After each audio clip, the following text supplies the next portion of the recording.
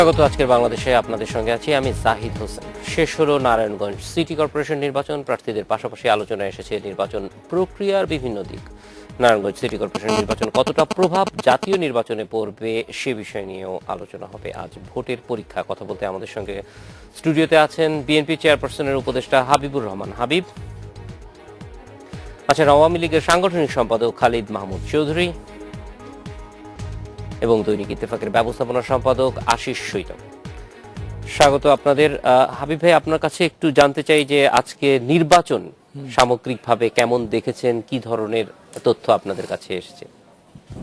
আপনাকে ধন্যবাদ। আপনার মাধ্যমে ইন্ডিপেন্ডেন্ট টেলিভিশনের দর্শক শ্রোতাদেরকে অনুষ্ঠান দেখার জন্য সাদর আমন্ত্রণ। আমি আজকে আলোচনা যাওয়ার পূর্বে হাবিব ভাই, আমরা একটু ইন্টারাপ্ট করব আপনাকে, একটু নারায়ণগঞ্জে যাব, ফিরে এসে আবার আপনার কাছে চলে আসব। নারায়ণগঞ্জে বক্তব্য দিচ্ছেন সেলিনা হায়াত আইভি, আমরা সরাসরি সেখানে চলে যাচ্ছি।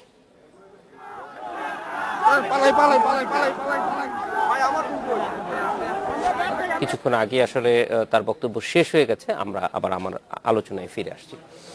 হাবিব ভাই, আমি আমার এই বক্তব্য শুরুর আগে আমি আজকে স্মরণ করতে চাই যে ইতিহাস বাংলার মানুষ ভুলতে বসেছে। 1982 সালের 24শে মার্চ একটা নির্বাচিত সরকারকে বন্দুকের নলের মাধ্যমে উৎখাত করে সামরিক স্বৈরাচারী ক্ষমতা আসার পর একের পর এক গণবিরোধী শিক্ষা কমিশন থেকে শুরু করে যখন বিভিন্ন কর্ম পরিকল্পনা শুরু করেছিল, তার প্রতিবাদে সেই সময় 15 দল কর্তৃক আহত, 7 দল কর্তৃক আহত, এবং সেই সময় নির্দিষ্ট আজকের এই দিনে ছিল 24 ঘন্টার হরতাল স্কোপ। মানে তখন সেই সময় যে সমস্ত পেশাজীবী সংগঠনগুলি ছিল, সেদিন রাজশাহী বিশ্ববিদ্যালয়ে সৈয়দ এরশাদের সেই পেটোয়া বাহিনী বা সরকারি দলের সেই সরকারি প্রশাসনের গুলির আঘাতে নির্মমভাবে শহীদ হয়েছিলেন শাহজাহান সিরাজ, জাসদ ছাত্রলীগের সাধারণ সম্পাদক, হাসানুল্লাহ ইনু আজকের মন্ত্রী যিনি তার সংগঠনের। আর সেই সাথে মারাত্মকভাবে আহত হয়েছিলেন সেই সময় জাতীয় ছাত্র দলের সাধারণ সম্পাদক, বিএনপির বর্তমান সিনিয়র যুগ্ম মহাসচিব রুহুল কবির রিজভী, যিনি আজকে সেই এরশাদের বুলেটের আঘাতের চিহ্ন বহন করে পঙ্গুত্ব জীবনযাপন করে রাজনীতির সাথে এখনও ওতপ্রোতভাবে জড়িত আছেন। তাই আমি আজকের এই দিনে শাহজাহান সিরাজের আত্মার মাগফিরাত কামনা করে, তার সুসন্ত পরিবারের প্রতি সম্বন্ধে জ্ঞাপন করে এবং রিজভী আহমেদের সুস্থতা কামনা করে আমি কথা বলতে চাচ্ছি। সেটি হলো এই, নারায়ণগঞ্জ নির্বাচনের ব্যাপারে আমি যে কথাটি গতকালকে বলেছিলাম একটা মিডিয়াতে, সেটি হলো এই বাংলাদেশে আমরা নির্বাচন ক্যাম্পেইন বলতে যেটা বোঝায়, প্রচারণা অত্যন্ত সুন্দরভাবে সুষ্ঠুভাবে আমরা করেছি নিঃসন্দেহে। এখানে কোনো রকমের যদি আমি সত্য কথা না বলি তাহলে মানুষ আমাকে সঠিকভাবে মূল্যায়ন করবে না। খুব সুন্দর হয়েছে, যা বাংলাদেশের ইতিহাসেই হয়তো হয়নি। আমি তো সিদ্ধিরগঞ্জ থানার দায়িত্বে ছিলাম, আমার সাথে আরও খায়ের ভূঁইয়া এবং আব্দুল সালাম আজাদ ছিল আমাদের সহসংগঠনের সম্পাদক।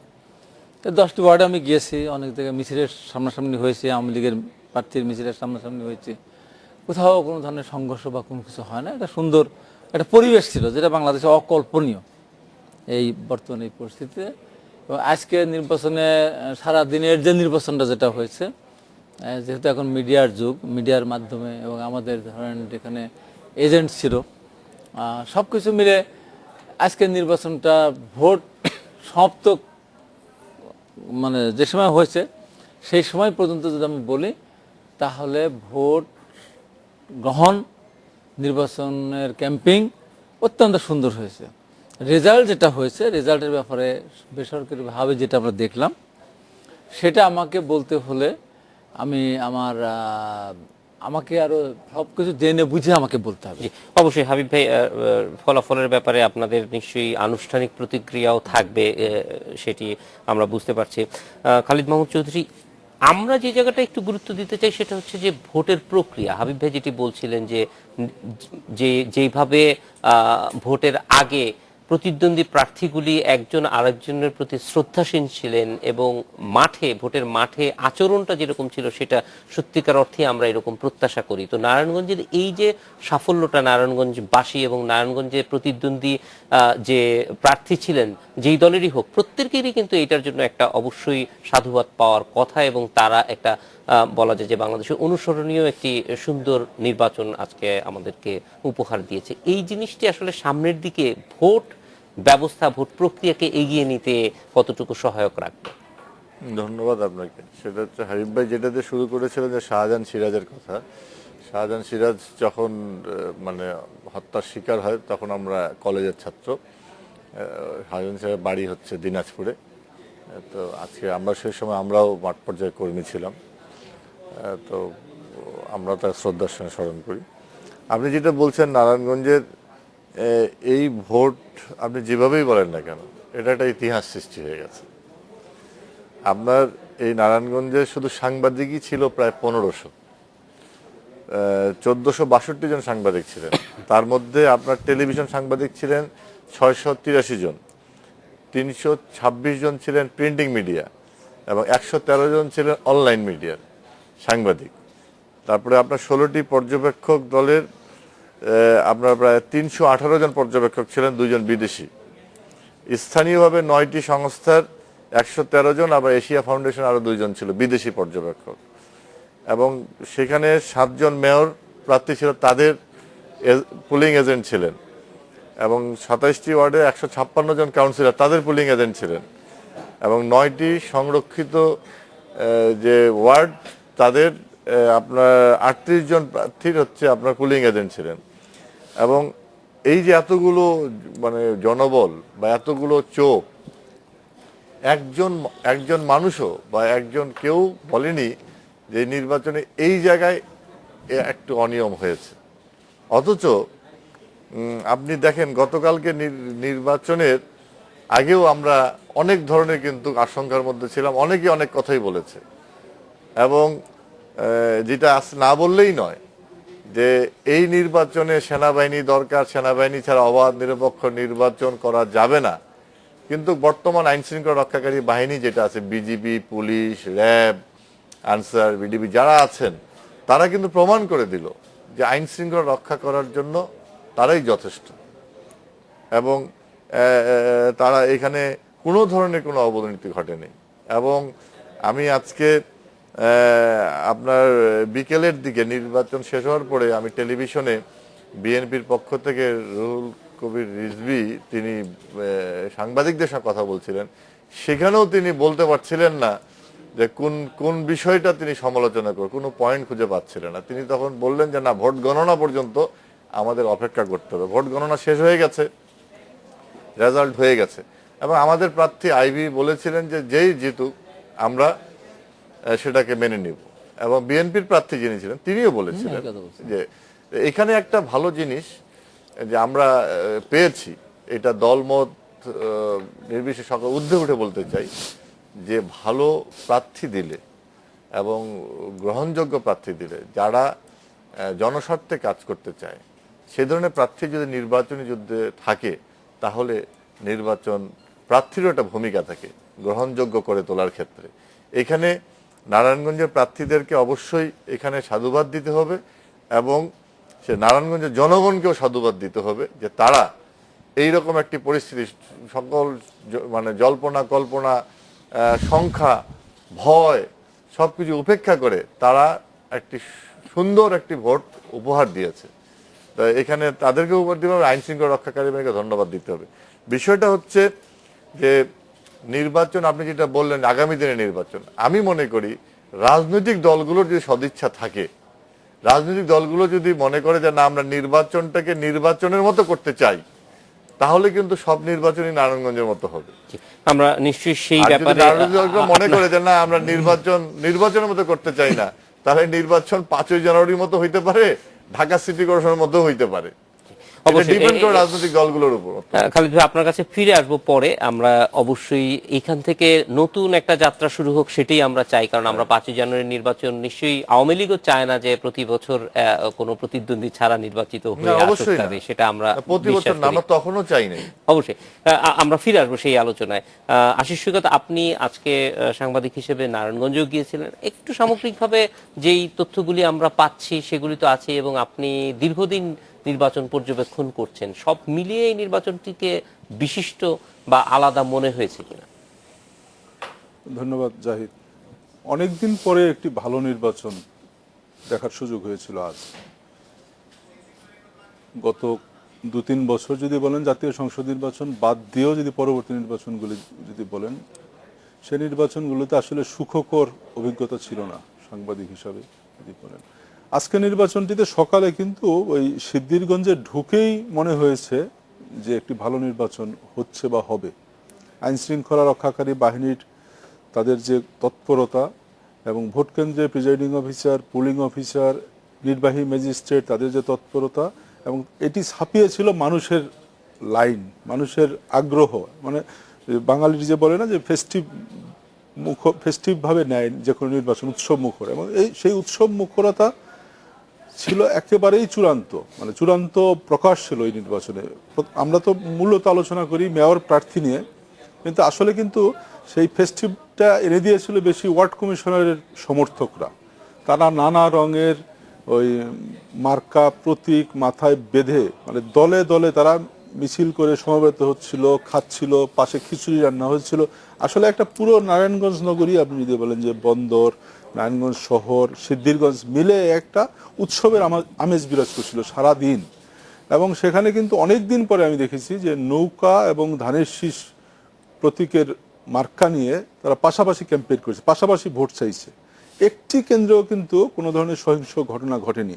মানে এটি আমার কাছে মনে হচ্ছে একটি নজিরবিহীন নির্বাচন। মানে বাংলাদেশের মতো একটি জায়গায় এই ধরনের একটি ভালো নির্বাচন যে করা সম্ভব, এটি কিন্তু এই নির্বাচন কমিশন, যে নির্বাচন কমিশন নিয়ে আমরা খুবই শঙ্কায় অনাস্থায় ছিলাম গত 2-3 বছরে, এবং সেটি তারাই কিন্তু করেছে। সেই নির্বাচন কমিশন আশিস ভাই, তাহলে মূলত মানে এইটার কারণটা কি? গত 2 বছরের সঙ্গে এইটির যে পার্থক্যটা হয়েছে, এটা মূল ক্রেডিট কাদেরকে দিবেন, নির্বাচন কমিশন নাকি আরো অন্যান্য উপাদানও আছে? প্রথমত তো নির্বাচন কমিশন, যে তারা চেষ্টা করেছে একটা ভালো নির্বাচন করা। এরপর আপনার সরকার চেয়েছে বলেই সম্ভব হয়েছে, কারণ নির্বাচন কমিশন একা চাইলে কিন্তু কতটা সম্ভব সেটি মানে আমরা জানি। এরপরে যে বিএনপি, এর আগে নির্বাচনগুলিতে বিএনপি সেভাবে অংশ নেয়নি। বিএনপি অংশ না নেওয়া একপক্ষীয় হয়ে উঠেছে অনেক নির্বাচন। বিএনপি প্রার্থী দিয়ে প্রার্থী প্রত্যাহার করেছে, এবং আপনি জানেন যে নারায়ণগঞ্জ নির্বাচনে বিএনপির যে আসল প্রার্থী ছিল, যে মানে যাকে প্রার্থী করার কথা ছিল, তৈমুর আলম খন্দকার, তিনি কিন্তু এবার প্রার্থী হননি। কারণ গতবার ওনাকে প্রার্থী করে শেষ মুহূর্তে প্রার্থী প্রত্যাহার করেছে ঢাকা থেকে। মানে এগুলো কিন্তু এক ধরনের সংকট তৈরি করেছিল, যে শুধু নারায়ণগঞ্জের রাজনীতিতে না, গোটা রাজনীতিতেই, যে বিএনপি নির্বাচনে যাবে কিনা এক ধরনের ছিল। বিএনপির যে প্রার্থী, তার সঙ্গে আমি কথা বলেছি একাধিকবার, আজকে না আগেও, সাকোয়াত সাহেব, যে উনিও কিন্তু শেষ মুহূর্তের মধ্যে এক ধরনের দোটানার মধ্যে ছিলেন, মনে হচ্ছে শেষ মুহূর্তে কি হয়, নির্বাচনটা হবে কিনা। এবং এটি একটি ভালো হয়েছে যে খালিদ ভাই যেটি বলছিলেন যে ভালো প্রার্থী এই নির্বাচনে আওয়ামী লীগ এবং বিএনপি, যদিও আইভি একটু তারকা প্রার্থী, সবাই চিনে, ন্যাশনাল ওয়াইড চিনে, সাকোয়াত সাহেব একজন অত পরিচিত প্রার্থী না হলেও নারায়ণগঞ্জবাসীর কাছে কিন্তু সে একজন ভালো মানুষ হিসাবে পরিচিত। সেখানে লড়াইটা কিন্তু ছিল দুইজন ভালো মানুষের লড়াই মেয়র পদে, এবং সে কারণেই দেখেন যে গত 1 মাসে নারায়ণগঞ্জে কিন্তু একটি সহিংস ঘটনাও ঘটেনি নির্বাচন নিয়ে। মানে এটিও কিন্তু একটি দৃষ্টান্ত হয়েছে যে নারায়ণগঞ্জ নির্বাচনটা যদি আপনি গত কয়েক বছরের নির্বাচনের সঙ্গে মিলান, দেখেন যে অনেক ক্ষেত্রেই মানে এটি একটি অতুলনীয় নির্বাচন হয়েছে। এবং মানে আমার তো খুবই আশা জন্মেছে যে এই ধারাবাহিকতা যদি রক্ষা করা যায়, আগামী জাতীয় সংসদ নির্বাচনে যদি এর প্রকাশ ঘটানো যায়, একজন ভালো প্রার্থী দিলে যে নির্বাচনে নানা সংকটের মধ্যে, আপনি দেখেন যে আইভি ভালো প্রার্থী, তারকা প্রার্থী আমরা বলি, কিন্তু সংকট কিন্তু কম ছিল না। ঘরে বাইরে নানা সংকট মোকাবেলা করে কিন্তু তাকে জিততে হয়েছে। আমি জানি না যে আওয়ামী লীগের সব ভোট উনি পেয়েছেন কিনা, এটা বলা হয়তো ঠিক হবে কিনা আমি জানি না, খালিদ ভাই হয়তো বলবেন, কিন্তু এই প্রশ্ন কিন্তু ছিল সেখানে, মানে ভোটারদের মধ্যে ছিল, যারা খুব ক্রিটিক, যারা খুব বিশ্লেষণ করেন, তারা কিন্তু এই আলোচনায় ছিল যে আইভি হয়তো সব ভোট পাচ্ছেন না। আবার একই রকম কিছুটা ছিল বিএনপির প্রার্থীর মধ্যে, যে সেও কি বিএনপি সব ভোট পাবে। কারণ আইভি আবার যখন মেয়র ছিলেন বা গত নির্বাচন যখন করেছেন, তখন কিন্তু সব দলের কিছু কিছু ভোট উনি পেয়েছিলেন, এবং উনি কাজও করেছেন। নারায়ণগঞ্জের উন্নয়নের কথা যদি আপনি বলেন, যে গত 4-5 বছরে নারায়ণগঞ্জে বেশ উন্নয়নও করেছেন, সেটিও একটি সহায়ক হয়েছে। এবং ব্যক্তি আইভি, ভালো প্রার্থী এবং দল, আমি মনে করি যে সেটি সঠিক সিদ্ধান্ত নিয়েছে যে আইবিকে প্রার্থী করে। বোঝা গেল যে অনেকগুলি উপাদান আছে এবং সবগুলি মিলিয়ে যদি একসঙ্গে কাজ করে, তাহলে আসলে বাংলাদেশে খুব ভালো নির্বাচন সম্ভব, এবং সেইটির দিকেই আমরা গুরুত্ব দেব। একটা বিরতির পর ফিরে এসে আবার আলোচনা করব। আজকে বাংলাদেশে নিচ্ছে একটা বিরতি। বিরতির পর ফিরে এলাম আজকের বাংলাদেশে। হাবিবুর রহমান হাবিব ভাই, একটু জানতে চাই যে এই নির্বাচন, যদিও আপনি বলছেন যে এখনো গণনা এবং গণনা প্রক্রিয়া নিয়ে হয়তো আপনারা এখনো জানেন না কি রকম ছিল, সেটি অবশ্যই আপনাদের কাছ থেকে জানবো, কিন্তু নির্বাচন প্রক্রিয়াটি যেটা সবাই বলছে যে খুব ভালো হয়েছে, প্রার্থী নির্বাচন থেকে শুরু করে সবকিছু, এই জিনিসটি যাতে ভবিষ্যতে বজায় থাকে বা রাখা যায়, সেনাবাহিনীর একটা দাবি আপনাদের ছিল, কিন্তু সেটা ছাড়াও একটা ভালো নির্বাচন করা সম্ভব হয়েছে, সেই বিষয়গুলি আপনি কিভাবে দেখেন? না, সেই বিষয়টা আমি এটা বলতে চাচ্ছি, আমি কিন্তু আগে অনেক মিডিয়াতে বলেছি, সেটা হলো নির্বাচন কমিশনের ব্যাপার না। নির্বাচন কমিশন তো 174টা আসনকে ঝুঁকিপূর্ণ করেছিল। গুরুত্বপূর্ণ, তারা আজকাল আর ঝুঁকিপূর্ণ ওই আর কি, ওইভাবে বলতে চেয়েছে। তারপরে 137টাকে ঝুঁকিপূর্ণ বানালো। এখানে যে জিনিসটা, যে সরকার কি চায়, সরকারের মনোভাবের উপরে নির্ভর করে নির্বাচন সুষ্ঠু হবে কি হবে না। এই আইন শৃঙ্খলা বাহিনীই তো ছিল। Dhaka city corporation, union council নির্বাচন পরিচালনা কি দেখলাম? মহাযজ্ঞ, তাই হয়নি? অথচ আজকে সুন্দরভাবে একটা নির্বাচন। এবার এই নির্বাচনের জন্য আমি এটুকু বললাম, আমি বললাম না যে ভোট গ্রহণ এবং নির্বাচনের ক্যাম্পিং, এই ব্যবস্থার জন্য, এই সুন্দর জিনিসের জন্য কিন্তু 30 লক্ষ মানুষ জীবন দিয়ে 2 লক্ষ মা বোন ইজ্জতের বিরুদ্ধে স্বাধীন করেছিল, এটা দেখার জন্য। আজকের দিনে আমি সেই সাথে আরেকটু বলতে চাই যে 90 স্বৈরাচার বিরোধী আন্দোলন বা গণ উদ্ধারের আন্দোলনের একজন প্রথম সারির নেতা ছিলাম, নেতৃত্ব দিয়েছিলাম, সাধারণ হিসেবে জীবন দিয়েছিল এই দিনটি দেখার জন্য, যে এইভাবে একটা নির্বাচন, মানে ভোট চাওয়ার ক্ষেত্রে কোনো বাধা পাবে না, ভোট দেওয়ার ক্ষেত্রে কোনো বাধা পাবে না। তো এইটা আমরা বজায় দেখতে চাই, এবং এটা সরকারের ইচ্ছার উপর কিন্তু নির্ভর করেছে। সরকার যদি চাইতো, সরকার না চাওয়ার পিছনে অনেক কারণ থাকতে পারে, চাওয়ার পিছনে অনেক কারণ থাকতে পারে। আমি সেই দিকে না, যে আমি এইটুকু বলতে চাই যে এখান থেকে যাত্রাটা শুরু হোক। ভোট গণনা হয়েছে, ভোট গণনার পরে কি হয়েছে না আছে বিস্তারিত আমার দলের প্রতিক্রিয়া জানাবে। আমি যেটা দেখছি এখন, যে জিনিসটা বলতে চাই, যে এ পর্যন্ত খুব সুন্দর, যেটা বাংলাদেশের ইতিহাসেও নেই। স্বাধীন বাংলাদেশের যে আমরা নির্বাচনটা দেখেছি 73-74 সালে জাতীয় ইলেকশন, ইউনিয়ন কাউন্সিল নির্বাচন, সেখানে মহাযজ্ঞ হয়েছে। আজকে 45 বছর পর স্বাধীন বাংলাদেশে এই একটা সুন্দর, বাংলাদেশের সবচেয়ে, মানে কি বলবো, সবচেয়ে সন্ত্রাসী জনপদ বলে যে নারায়ণগঞ্জ খ্যাত, সেই নারায়ণগঞ্জে দেখালো যে না, এই বাংলাদেশের মানুষ ইচ্ছা করে সব পারে, সব অসম্ভবকে সম্ভব করা দেশ বাংলাদেশ। এই জন্য সরকার যদি সদিচ্ছা পোষণ করে তাহলে সবই সম্ভব। আর বিরোধী দলের তো এখানে করার কিছু নেই। বিরোধী দল তো সরকার যেদিকে যাবে সেদিকেই এরা যেতে বাধ্য। বিরোধী দল তো আলাদাভাবে সন্ত্রাস সৃষ্টি করার সুযোগ নেই।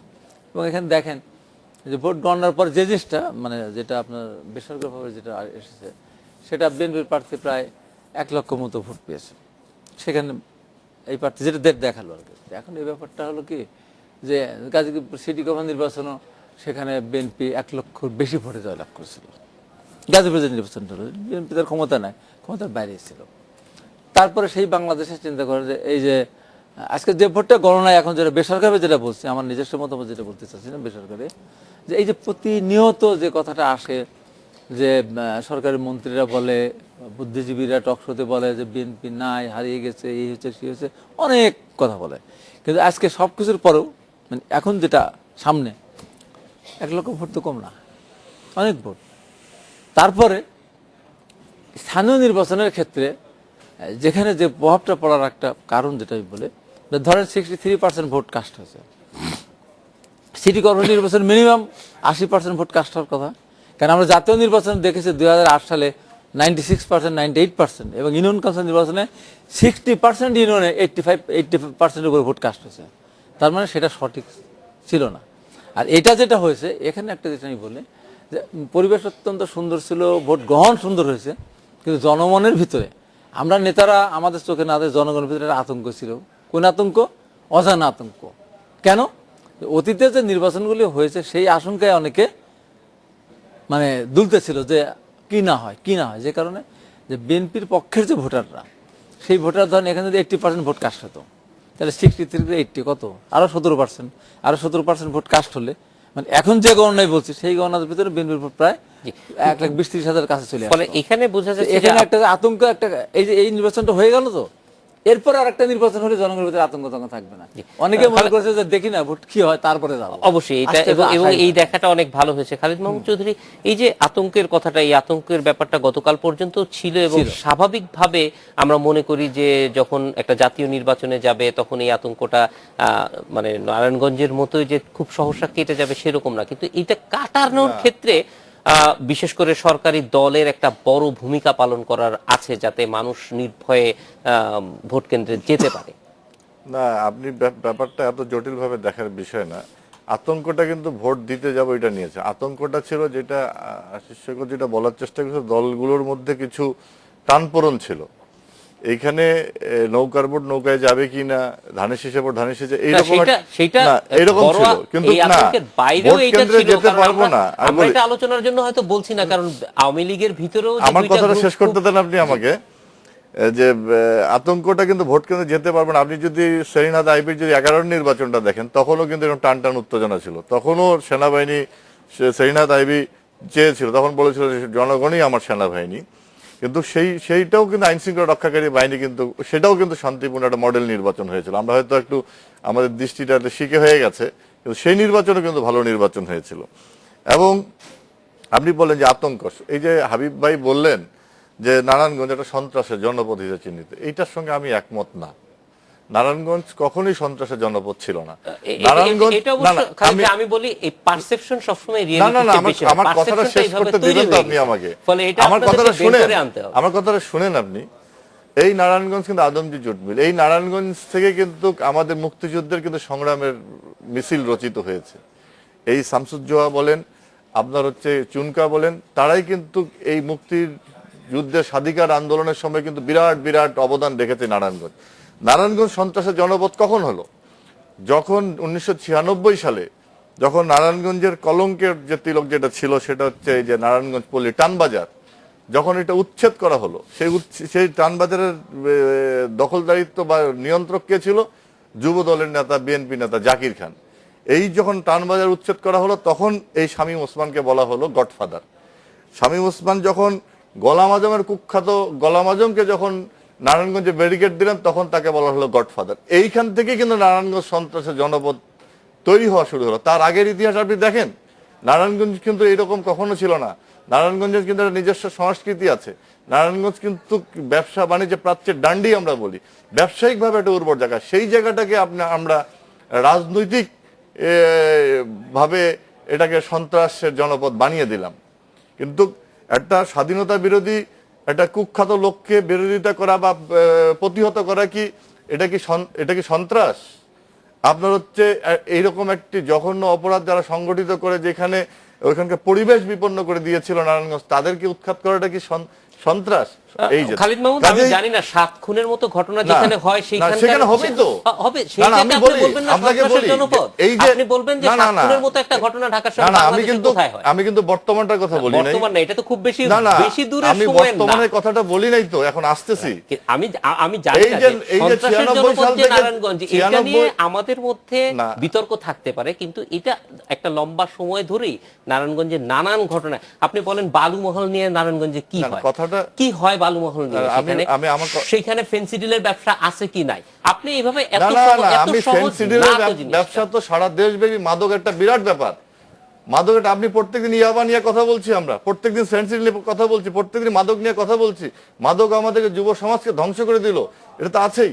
আমি বলছি গড়াপত্তনটা কোত্থেকে? আপনি গড়াপত্তনটা দেখবেন না। এর মধ্যে দিয়ে এই ঘটনার পর থেকে তো এই যে স্ক্যাটার হয়ে গেল, তারপরে 2001 সালের পর থেকে তো এগুলো লালন পালন করা হয়েছে। লালন পালন এমনি তো হয়নি। 2001 সালের পর শুধু তো নারায়ণগঞ্জ না, সেখানে আপনার ডেভিড, এই যে ছাত্র দলের নেতা, আপনি জানেন সেখানে কি সন্ত্রাস তৈরি করেছিল 5 বছর। সেখানে তাকে আইন শৃঙ্খলা রক্ষাকারী বাহিনীর হাতে তাকে মৃত্যুবরণ করতে হয়েছে। কাজেই আপনার হচ্ছে এটা ধারাবাহিকতা ওই যে জাকির খান এবং গোলাম আজম থেকেই শুরু।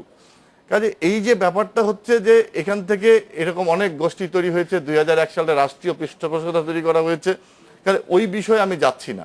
কাজে আমি যেটা কথা বলতে চাই, নারায়ণগঞ্জকে এইভাবে সন্ত্রাসের জনপদ বলে খাটো করাটা ঠিক হবে না। না, সেটা আপনার সঙ্গে একমত, কিন্তু খালেদ ভাই, সেখানে কিন্তু একটা আইবির বাস্তবতা স্লোগানটা কি? ছিল কি, একটা বাস্তবতা হচ্ছে যে যে ঢাকার আশেপাশে যে বর্ধিষ্ণু অঞ্চলগুলি আছে, সেটা নারায়ণগঞ্জই হোক আর গাজীপুরই হোক, অর্থনীতি এত দ্রুত সেখানে চাকা ঘুরেছে যে এই ওইগুলি কিন্তু সন্ত্রাসকে অনেক ক্ষেত্রে অ্যাট্রাক্ট করেছে। অর্থনীতির চাকা তো ফলে শুধু নারায়ণগঞ্জ বা গাজীপুর না, অর্থনীতি এখন আমাদের প্রবৃদ্ধি হচ্ছে 7.1, আমাদের কিন্তু এখন রিজার্ভ হচ্ছে 32 বিলিয়ন, আমাদের পার ক্যাপিটাল ইনকাম কিন্তু এখন 1500 ছাড়িয়ে গেছে।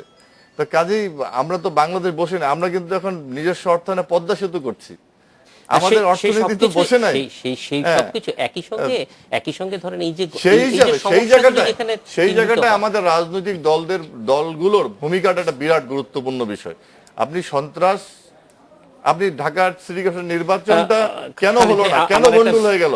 একটা রাজনৈতিক দলের ভূমিকার কারণে। ফিরে এসে আবার এই বিষয়গুলি, কারণ সন্ত্রাস নিয়ে আমরা আসলে আর বেশি ইয়ে করবো না, খুব ভালো নির্বাচন হয়েছে, আমরা কিভাবে এটা আরো এগিয়ে নিয়ে যেতে পারি, আশিস সৈকত একটা ফিরে এসে আপনার কাছে এইটাই জানতে চাইবো যে আর কি কি করলে পরে এটাকে আরো বেশি শক্তিশালী হয়, কারণ এটা আমাদের জন্য একটা আশার জায়গা তৈরি করছে নারায়ণগঞ্জ নির্বাচন। আজকের বাংলাদেশে নিচ্ছে একটা বিরতির পর ফিরে এলাম আজকের বাংলাদেশে। আশিস সৈকত, একটু জানতে চাই যে এই নারায়ণগঞ্জ নির্বাচনে যে অনেকগুলি ভালো দিক আমরা দেখলাম নির্বাচনে, সেইটা আমরা সামনের দিকে যাতে আরো বেশি অনুপ্রাণিত হয় নির্বাচন কমিশন এবং পুরো প্রক্রিয়াটি, কারণ আমরা সত্যিকার অর্থেই চাই যে বাংলাদেশের যেটা খালিদ ভাই বলছিল অনেক উন্নতির, সেই উন্নতির গ্রাফটার মধ্যে কিন্তু আমাদের গণতন্ত্রের উন্নতিটা মাঝখানে কোথাও একটুখানি মনে হয় যে ঠিক সমান্তরালে নাই, সেই একই জায়গায় যাওয়া দরকার। শুধুমাত্র আমাদের পদ্মা সেতু করলেই হবে না, খুব ভালো নির্বাচনও কিন্তু করতে হবে। না, নিশ্চয়ই উন্নয়নও লাগবে আমাদের, কিন্তু মূল জায়গাটা তো আপনার এই যে আজকে যে কাজটা হলো, যে এই যে জনগণের রায়ের যে জায়গাটা, জনগণের আকাঙ্ক্ষার মতো নেতা নির্বাচন করার যে জায়গাটা, সেই জায়গাটা কিন্তু আপনার প্রথমত ঠিক করতে হবে। তা ঠিক না করলে কিন্তু এক ধরনের যে অস্বস্তি, যে দেখেন যে আওয়ামী লীগ সরকার এত উন্নয়ন কাজ করছে, কিন্তু এই যে সংসদ নির্বাচনের মধ্য দিয়ে এই সরকার নির্বাচিত হয়েছে, সেই নির্বাচনটি নিয়ে কিন্তু খুব বেশি স্বস্তি আছে সরকারের মধ্যে, তা কিন্তু নয়। মানে কেন, যে ধরেন যে একটা বড় রাজনৈতিক দল, একটি বড়, যারা গত 20-25 বছরে 30%, 32%, 34% ভোটের প্রতিনিধিত্ব করেছে, তাদের বাদ দিয়ে একটি নির্বাচন হয়েছে। মানে সঙ্গত কারণে একটি বিরোধী দল এখন পার্লামেন্টে আছে, কিন্তু সেই বিরোধী দলকে সরকারি দলও যেমন আস্থায় নেয় না, মানুষ তো নেয়ই না। বিদেশি মেহমানরা আসলে বিরোধী দলের নেতার সঙ্গে যে প্রটোকল থাকে তারা করে না, তারা রাজপথের বিরোধী দলীয় নেত্রীর সঙ্গে মিটিং করে যায়। তো সেগুলো তো এক ধরনের বিব্রতকর পরিস্থিতি। তো সেগুলো থেকে নিশ্চয়ই আমরা শিখছি, আমাদের রাজনৈতিক দলের নেতারাও নিশ্চয়ই সেগুলি পজিটিভভাবেই নিচ্ছেন, যে আগামী নির্বাচনটি যাতে, যে 18 সালের ডিসেম্বরে হোক বা 19 সালের জানুয়ারিতে হোক যে নির্বাচনটি হবে, সেটি যাতে একটা সবাইকে নিয়ে একটি নির্বাচন হয়। এবং দেখেন যে এই সাবেক নির্বাচন কমিশনার শামসুল হুদা সাহেব বলছিলেন কয়েকদিন আগে একটা টকশোতে না, একটা রাউন্ড টেবিলে, যে আসলে যদি আওয়ামী লীগ এবং বিএনপি যে কোনো একটি দলকে বাদ দিয়ে যদি আসলে নির্বাচন হয়, সেই নির্বাচনটি হয়তো নির্বাচন কমিশন করে ফেলবে, আইনে তার সে সুযোগ আছে, কিন্তু শেষ পর্যন্ত সেটা নির্বাচন কমিশনের জন্য কোনো সুখকর হয় না, সেটি যে সরকারেই যাক তার জন্য সুখকর হবে না, এবং আলটিমেটলি সেটি গণতন্ত্রের জন্য লম্বা সময়ের জন্য ক্ষতির কারণ হয়ে দাঁড়াবে। তো সেটি বিবেচনায় রেখে তিনি তার অভিজ্ঞতার কথা বলছিলেন, যে তিনি তিনবার 8 সালে যে নির্বাচনটি ওনার অধীনে হয়েছিল, তিনি তিনবার কিন্তু নির্বাচনের তারিখ পিছিয়েছিলেন সবাইকে যাতে নেওয়া যায়। সেই রকমটি আসলে 14 সালে হয়নি, যে কোনো কারণেই হোক হয়নি। তো সবাইকে নিয়ে নির্বাচন করলে, এটি নারায়ণগঞ্জের চেয়ে বড় উদাহরণ তো আমার মনে হয় এই উদাহরণটি হয়তো অনেক দিন আমরা দিতে পারবো, যে নারায়ণগঞ্জের মতো একটি ভালো নির্বাচন। এবং এখন যে প্রক্রিয়াটি শুরু হয়েছে, এই যে নতুন নির্বাচন কমিশন গঠনের যে প্রক্রিয়াটি শুরু হয়েছে, যে ফেব্রুয়ারি মাসে এই নির্বাচন কমিশন বিদায় নেবেন, নতুন নির্বাচন কমিশন আসবে, এবং এই সার্চ কমিটির মাধ্যমে, গত কমিশন থেকে শুরু হয়েছে সার্চ কমিটির মধ্য দিয়ে নির্বাচন কমিশনের গঠন প্রক্রিয়া। যদিও প্রথম যে নির্বাচিত কমিশনটি, সেটি খুব ভালো কমিশন হয়েছে কিনা, খুব ভালো কাজ তারা করেছে কিনা, সেটা হয়তো তাদের বিদায়ের পরে সেটা নিয়ে আলোচনা হবে। কিন্তু সার্চ কমিশন ছাড়াও যে ভালো নির্বাচন কমিশন হয় না, তাও কিন্তু নয়, বাংলাদেশেই হয়েছে। বাংলাদেশে আপনার নিশ্চয়ই মনে আছে, যখন সাইদ সাহেবকে, এম এ সাইদকে যখন প্রধান নির্বাচন কমিশনার করা হলো, আওয়ামী লীগ সরকার তখন ক্ষমতা 2000 সালে, তখন কিন্তু বিএনপি এই প্রধান নির্বাচন কমিশনার নিয়োগের বিরুদ্ধে একটি হরতাল দিয়েছিল। কারণ ছিল যে তার বাড়ি গোপালগঞ্জ, বলা হয়েছিল সাইদ সাহেব একটি গোপালগঞ্জের লোক, তাকে প্রধান নির্বাচন কমিশনার করা হয়েছে একটি দলীয় নির্বাচন করার জন্য এবং তার অধীনে নির্বাচন সুষ্ঠু হবে না। কিন্তু বিএনপির মানে দুর্ভাগ্য যে সেই সাইদ সাহেবের অধীনে নির্বাচনে বিএনপি জিতে গিয়েছিল এবং আওয়ামী লীগ সেই যাকে প্রধান নির্বাচন কমিশনার আওয়ামী লীগ বানিয়েছিল, আওয়ামী লীগ সরকার বানিয়েছিল, তারা নির্বাচনে হেরে যাওয়ার পর বলেছিল যে নির্বাচনে সূক্ষ্ম কারচুপি হয়েছে। মানে এটা কিন্তু এক ধরনের নির্বাচন কমিশনের ট্র্যাজেডি। এখন কথা কি, এখন নির্বাচন কমিশন একা কি সম্ভব নির্বাচনটা সুষ্ঠু করার? একেবারেই অসম্ভব। যদি যারা প্লেয়ার, আওয়ামী লীগ বিএনপির মতো রাজনৈতিক দল বা যারা খেলবে মাঠে, যারা ভোট করবে, তারা যদি নির্বাচন কমিশনকে ওই শক্তিটা না যোগায়, তারা যদি তার এজেন্ট নির্বাচন ভোট কেন্দ্রে না পাঠায়, তারা যদি মাঠটা তাদের ধরে রাখার চেষ্টা না করে, তাহলে নির্বাচন কমিশনের পক্ষে একা একা একটা ভালো নির্বাচন করা কোনোদিনই সম্ভব না। সবার অংশগ্রহণ আসলে এখানে সবার সবচেয়ে অংশগ্রহণ যে গুরুত্বপূর্ণ, নিশ্চিত। সেটা আমরা নারায়ণগঞ্জেও নির্বাচনে আমরা দেখেছি এবং আজকে যে বিপুল পরিমাণ মানুষ মানে ভোট কেন্দ্রে এবং শুধুমাত্র মেয়রের না, আমি কেন্দ্রগুলিতে ঢুকে দেখেছি সব ওয়ার্ড কমিশনারের এজেন্ট আছে সেখানে, মানে বেঞ্চে জায়গা হচ্ছে না, বসার জায়গা হচ্ছে না। সেটি কিন্তু নিশ্চিত করে একটি ভালো নির্বাচন। হাবিব ভাই, এইখানে একটু নির্বাচন কমিশন, সামনে একটা নতুন নির্বাচন কমিশন আসবে, সেই প্রক্রিয়ায় আপনারাও যুক্ত হয়েছেন, সেখানে আপনাদের প্রত্যাশা কি কি হলে মনে করেন যে একটা গ্রহণযোগ্য, সবার কাছে গ্রহণযোগ্য একটা নির্বাচন কমিশনের দিকে আমরা যেতে পারবো? না, সে ব্যাপারে তো বিএনপির পক্ষ থেকে সুস্পষ্ট বক্তব্য দেওয়া হয়েছে এবং রাষ্ট্রপতির কাছে একটা সে বিষয়ে বক্তব্য এবং আমাদের সিদ্ধান্ত 13 দফা সবকিছু সেখানে দিয়ে আসা হয়েছে। আমরা চাই, এবং বিশেষ করে দেশনেত্রী বেগম খালেদা জিয়া যে প্রস্তাবনা দিয়েছেন, মধ্যে বলেন নাই যে আমার সব লোককেই সার্চ কমিটিতে রাখতে হবে বা আমার মতো করে নির্বাচন কমিশন গঠন করতে হবে, এটা তো উনি বলেন না। উনি একটা দেশের প্রস্তাবনা দিয়েছেন, যেহেতু বাংলাদেশে এখনো আপনার সাংবিধানিকভাবে এখনো কিভাবে নির্বাচন কমিশন গঠন করা হবে আইনটা এখনো তৈরি হয় না। যদি রাষ্ট্রপতির একটা ইখতিয়ার আছে, কিন্তু আইন হওয়া উচিত ছিল, হয়নি, যে কারণেই হোক আর কি। সেই কারণে বিএনপি চেয়ারপারসন উনি একটা প্রস্তাবনা দিয়েছেন এবং সেই প্রস্তাবনা যে যৌক্তিক, যার পরিপ্রেক্ষিতে আজকে জেনারেল এরশাদ বলেন, আজকে অন্য পার্টিগুলি তারাও আজকে তারা বিভিন্নভাবে আজকে তারা সেই প্রস্তাবনা রাখছে। উদ্দেশ্য সবার একটাই, যে একটা সুন্দর সার্চ কমিটি গঠনের মধ্য দিয়ে একটা নির্বাচন কমিশন গঠন হোক, যে নিরপেক্ষভাবে নির্বাচনটা অনুষ্ঠিত করতে পারবেন, সবাই যেন তার ভোটটা দিতে পারেন এবং নির্বাচনের রেজাল্টটা যেন যার ঘরে যাওয়ার কথা, যে ভোট পেয়েছে তার কাছেই যাওয়ার ব্যবস্থা থাকা। এই জন্য একটা সুন্দর নির্বাচন কমিশন গঠন করার কথা বলা হয়েছে। এখানে যে কথাটা বলতে চাই, যে বাংলাদেশের অভিজ্ঞতা আমি বলি, যে 1986 সালে সামরিক স্বৈরাচার এরশাদের বিরুদ্ধে আওয়ামী লীগ নির্বাচনে গিয়েছিল, সেটা বিএনপি যায় নাই। আওয়ামী লীগের সাথে বের হয়ে আসছিল 5 দল, হাসানুল হক, ইনুর খান মিনুরা। সেই নির্বাচন কিন্তু আওয়ামী লীগ নিরঙ্কুশ সংখ্যাগরিষ্ঠ অর্জন করেছিল, কিন্তু নির্বাচন কমিশন ঘোষণাও দিয়ে আসছিল, একের পর এক আওয়ামী লীগের প্রার্থীরা জয়লাভ করতেছিল। কিন্তু সেই সময় স্বৈরাচার এরশাদ 48 ঘন্টা রেডিও টেলিভিশন বন্ধ করে দিয়ে নির্বাচনের ফলাফল বন্ধ ঘোষণা করে 48 ঘন্টা পর কাটাকাটি করে আওয়ামী লীগের প্রার্থীদেরকে পরাজিত করে ভোট এরশাদের প্রার্থীর পক্ষে যোগ করে তারপরে সেখানে রেজাল্ট ঘোষণা করা হয়েছিল। তাহলে নির্বাচন কমিশন প্রথম তো দেরিয়ে আসতেছিল, তাহলে বন্ধ হলো কেন? সরকারি ইশারা।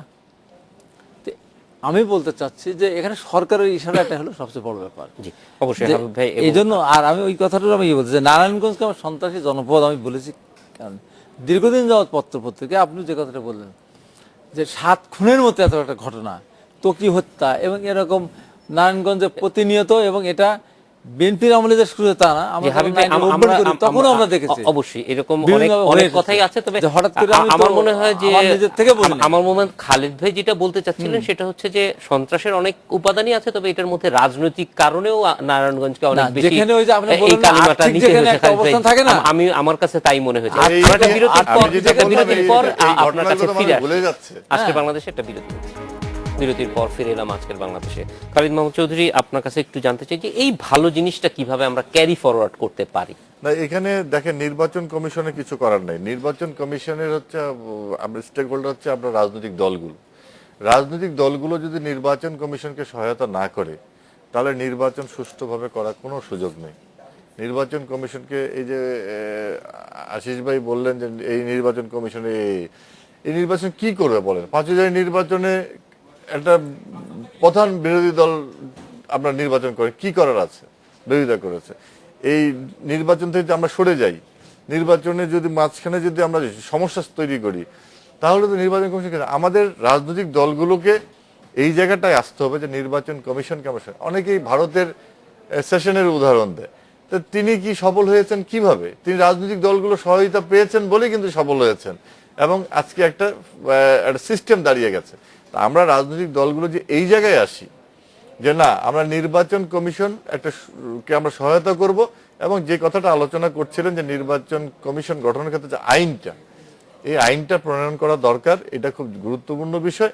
আমি মনে করি যে যেহেতু অনেকগুলো বিষয় সেটেল হয়ে গেছে বাংলাদেশে, হ্যাঁ, আমার মনে হয় ভবিষ্যতে এই বিষয়টা একটা সেটেল হয়ে যাবে, এবং এটা সেটেল হয়ে গেলে আমরা মনে করি যে আমাদের এই সিস্টেম, কারণ বাংলাদেশের মানুষ এখন কিন্তু নারায়ণগঞ্জের মতো ভোট চায়। নারায়ণগঞ্জের মানুষ কিন্তু সন্ত্রাস নির্ভর ভোট চায় না, এবং সন্ত্রাসীদেরকেও প্রতিনিধি হিসেবে দেখতে চায় না, ভালো সুস্থ মানুষকে দেখতে অবশ্যই। সেক্ষেত্রে নির্বাচন আসলে শেষ পর্যন্ত দলগুলির দায়িত্ব অনেক বেশি। একই হচ্ছে ভালো প্রার্থী নির্বাচন এবং সহায়তা করা। আশিস সৈকত, আপনার কাছ থেকেও জানতে চাই খুব অল্প সময়ের মধ্যে যে না, খালিদ ভাই যেটা বললেন সেটাই আসলে মূল কথা, যে রাজনৈতিক দলগুলোকে নির্বাচন করার মনোভাব নিয়ে এবং মানুষের শক্তিকে শক্তি মনে করে মাঠে নামতে হবে। হ্যাঁ, নির্বাচন কমিশনে অবশ্যই একজন ভালো মানুষ হলে, একজন উদ্যোগী মানুষ হলে, একজন সৎ মানুষ হলে ওনার পক্ষে অনেক কিছু করা সম্ভব, সিদ্ধান্ত নেওয়া সম্ভব। আবার যদি আপনি একটা দুর্বল মানুষ চয়েস করেন তাহলে হয়তো তিনি নিজে সিদ্ধান্ত নিতে পারেন না, সেই ক্ষেত্রে সংকটগুলি তৈরি হয়। কিন্তু মূল শক্তি কিন্তু রাজনৈতিক দলগুলো এবং মানুষ, মাঠে শেষ পর্যন্ত মানুষ।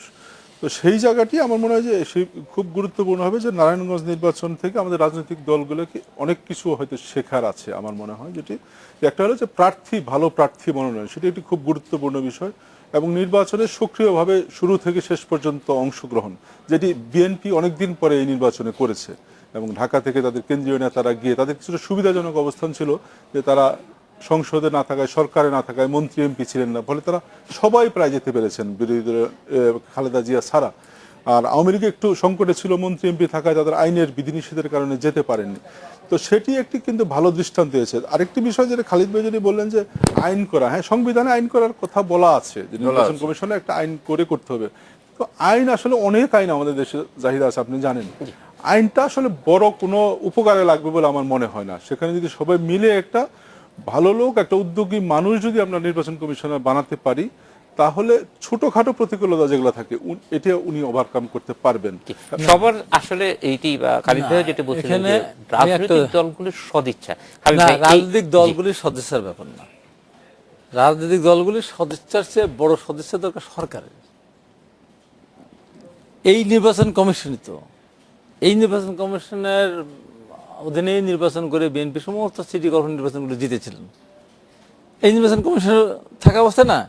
আবার এই নির্বাচন কমিশনের 2014 সালের একবার পৃথিবীর সবচেয়ে কলঙ্কিত একটা নির্বাচন উনি উপহার দিলেন, এবং সবচেয়ে খারাপ যে কাজটি করেছেন। এটা তো আমার কথাটা অংশগ্রহণ করেন নাই বলে নির্বাচন করতে হয়েছে। ভালো কথা না, আপনি বিতর্কটা যে আমি বিতর্কে যাচ্ছি না, আমি নির্বাচন করেন নাই। না সেটা কথা করেন নাই বলে করতে হয়েছে। না শেষ হয়ে যাবে, অনুষ্ঠান শেষ হয়ে গেছে, সেটা ভিন্ন জিনিস। আমার কথা হলো যে আমরা নির্বাচন যাইনি, ভালো কথা। 153টা বিনা ভোটে হয়ে গেছে।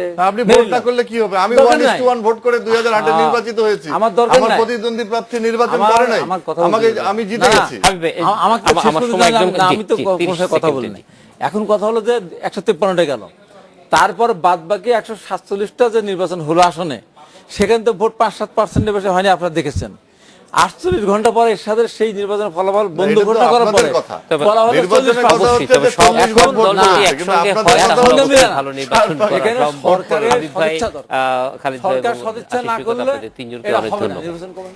এই ছিল আজকের বাংলাদেশে। দেখা হবে আগামী রোববার একই সময়ে। শুভরাত্রি।